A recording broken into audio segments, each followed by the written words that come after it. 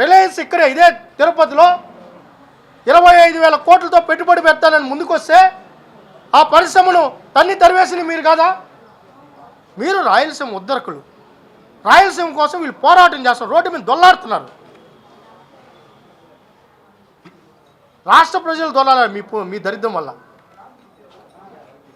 ఏ రోజన్నా నేను స్వామి వివేకానంద గారి జయంతి సందర్భంగా సూటిగా ఇక్కడున్న నాయకత్వాన్ని ప్రశ్నిస్తున్న వైసీపీ నాయకత్వాన్ని, మీరు ఏ రోజున యువత గురించి పట్టించుకున్నారా? ఈరోజు డిఎస్సి విడుదల చేశాం, బ్రహ్మాండంగా టీచర్స్ డ్యూటీలు చేసుకుంటున్నారు. మీ హయాంలో పోలీస్ శాఖలో నోటిఫికేషన్ అనేది పెట్టి ఎంత ఇబ్బంది పెట్టారు.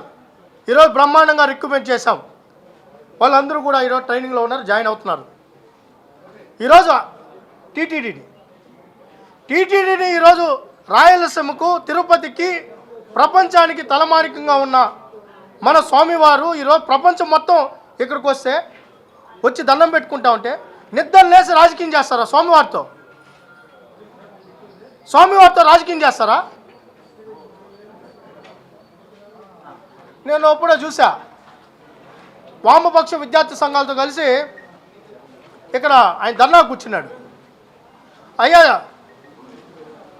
వైసీపీ నాయకులారా, ఆ రోజు జాబ్ క్యాలెండర్ మీద మేము పోరాటం చేస్తే ఒకరోజు కూడా మీరు నోరు తెరవలేదే.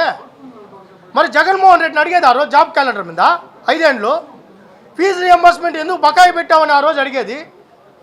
మీకు ఇంకో విషయం చెప్పాలి, మొన్న కేసులు పెట్టారన్నారు కదా, ఆ కేసులు పెట్టిన తెలుగుదేశం కాదు, కూటమి ప్రభుత్వం కాదు, వైసీపీ జగన్మోహన్ రెడ్డి. వాళ్ళ నాయకుడు నాన్ బెయిలబుల్ 353 సెక్షన్ వాళ్ళ నాయకుడే పెట్టించాడు. బైజూస్ అనే కంపెనీని తీసుకొని వచ్చి ఎడ్యుకేషన్ డిపార్ట్మెంట్ని మొత్తం విద్యా వ్యవస్థ అంతా తాకట్టు పెట్టాడు. బైజూస్ని తీసుకొని వచ్చి ఆ బైజూస్కు వ్యతిరేకంగా ఆ రోజున్న విద్యార్థి సంఘాలు మేము కూడా పోరాటం చేస్తే మీరే సాక్షి. ఆ రోజు జరిగిన ధర్నాకి 353 సెక్షన్ పెట్టింది జగన్మోహన్ రెడ్డి. 353 సెక్షన్ పెట్టింది జగన్మోహన్ రెడ్డి మీద ఈరోజు బేడీలు వేసుకొని సంఖ్యలు వేసుకొని చూపిస్తున్నాడు ఆయన.